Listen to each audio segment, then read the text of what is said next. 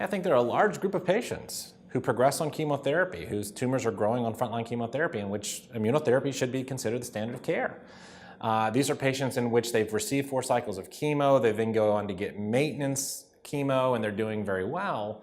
Once they progress, I think immunotherapy is either with the pembrolizumab, atezolizumab, or nivolumab. I think it's a very reasonable option for these patients. And we've seen in multiple data sets that immunotherapy outperforms docetaxel in intention-treat analysis across the board. I think there are certain circumstances where immunotherapy may not be used, but overall, I think immunotherapy is a very reasonable strategy for a lot of our patients second line.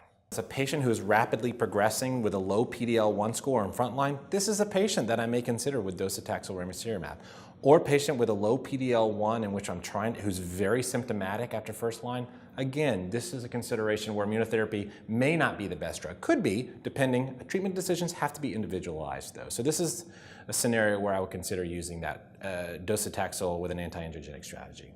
Yeah, I think we've had so many new therapies that are approved in non-small cell lung cancer that there has to be a lot of consideration and a lot of thought that goes into how to sequence treatments, given that they're competing options. And I'll just give you my approach. For patients that come through that don't have a driver mutation, these patients I generally start on carboplatin, pemetrexed, and if they have at least achieved stable disease, I put them on maintenance, and if they're tolerating. Now, if they're on maintenance and their tumor is growing and they're not that symptomatic, or if they are symptomatic, these patients generally I would put on second line, no doubt. Immunotherapy, every patient warrants immunotherapy unless they have some sort of contraindication. Every patient needs to have a consideration for immunotherapy. So for these patients, I would give a second line immunotherapy approach. For patients that I start on chemotherapy, however, that have rapidly progressing disease, have a low PD-L1, these are patients in which I have a discussion with the patient about the role of immunotherapy versus docetaxel with ramucirumab. And again, the goal here is to improve outcomes, to improve response rates, to improve quality of life, and to improve survival. So I think we have to be very careful with these patients. If patients are rapidly progressing and they're symptomatic and their PD-L1 score is very low, this is a consideration where I'm not saying I wouldn't use immunotherapy in these patients, but I would certainly consider other alternatives as well.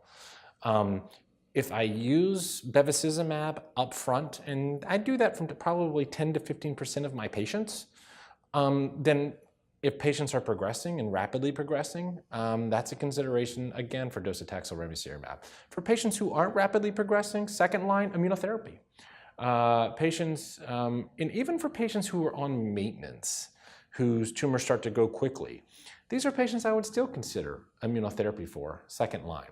I think the consideration really, again, is if a patient is not responding frontline chemotherapy and they're moving quickly and they're symptomatic and their PD-L1 score is low, maybe immunotherapy is not the best option for these patients. So things get a lot more confusing when you add targets in there. You have EGFR and ALK and how to sequence those therapies. It gets even more complicated. But for the non-driver, it's usually chemo followed by immunotherapy.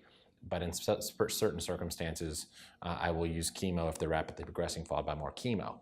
I don't use immunotherapy yet up front with carboplatin and pemetrexed. I may change, and if you bring me back here in 6 months, I may have a different answer for you based on the phase 3 trial. And I don't think it's unreasonable to do. I'm just not there yet in my own practice.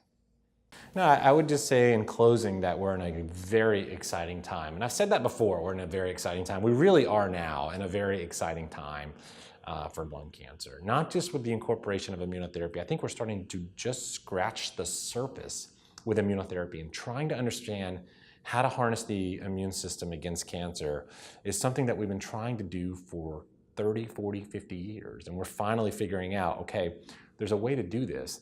Now we have to look at combination strategies with immunotherapy and then targeted therapies. I mean, we are now really better understanding the genetic underpinnings of a tumor. And targets are going to go way beyond EGFR and ALK and ROS and BRAF.